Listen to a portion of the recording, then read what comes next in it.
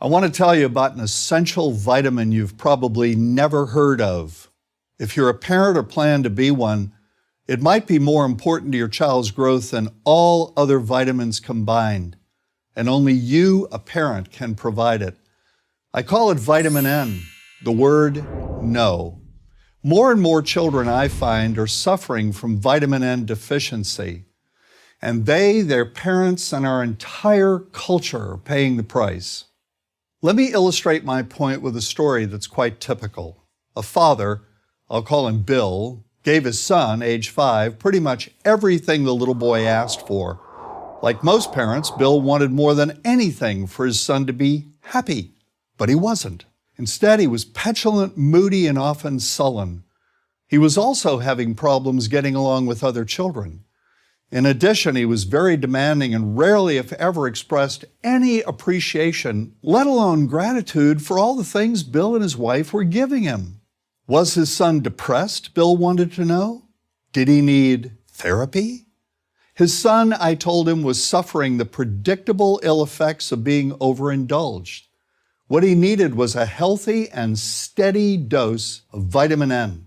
Overindulgence, a deficiency of vitamin N, leads to its own form of addiction.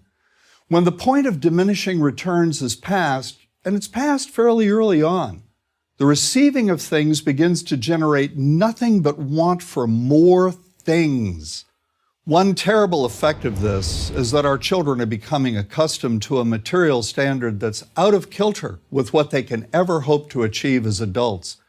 Consider also that many, if not most, children attain this level of affluence not by working, sacrificing, or doing their best, but by whining, demanding, and manipulating. So in the process of inflating their material expectations, we also teach children that something can be had for next to nothing. Not only is that a falsehood, it's also one of the most dangerous, destructive attitudes a person can acquire. This may go a long way toward explaining why the mental health of children in the 1950s, when kids got a lot less, was significantly better than the mental health of today's kids. Since the 50s, and especially in the last few decades, as indulgence has become the parenting norm, the rates of child and teen depression have skyrocketed. Children who grow up believing in the something for nothing fairy tale are likely to become emotionally stunted, self-centered adults. Then, when they themselves become parents, they're likely to overdose their children with material things. The piles of toys, plushies, and gadgets one finds scattered around most households. In that way, overindulgence, a deficiency of vitamin N, becomes an inherited disease, an addiction passed from one generation to the next. This also explains why children who get too much of what they want rarely take proper care of anything they have. Why should they? After all, experience tells them that more is always on the way. Children deserve better. They deserve to have parents attend to their needs for protection, affection, and direction. Beyond that, they deserve to hear their parents say no far more often than yes when it comes to their whimsical desires. They deserve to learn the value of constructive creative effort as opposed to the value of effort expended whining, lying on the floor, kicking and screaming, or playing one parent against the other. They deserve to learn that work is the only truly fulfilling way of getting anything of value in life, and that the harder they work, the more ultimately fulfilling the outcome.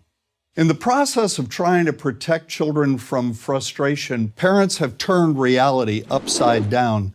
A child raised in this topsy-turvy fashion may not have the skills needed to stand on his or her own 2 feet when the time comes to do so. Here's a simple rule. Turn your children's world right side up by giving them all of what they truly need, but no more than 25% of what they simply want. I call this the principle of benign deprivation. When all is said and done, the most character-building 2-letter word in the English language is no. Vitamin N. Dispense it frequently. You'll be happier in the long run, and so will your child. I'm John Rosemond, author and family psychologist for Prager University. To subscribe to our YouTube channel, click here. To help keep our videos free, donate here.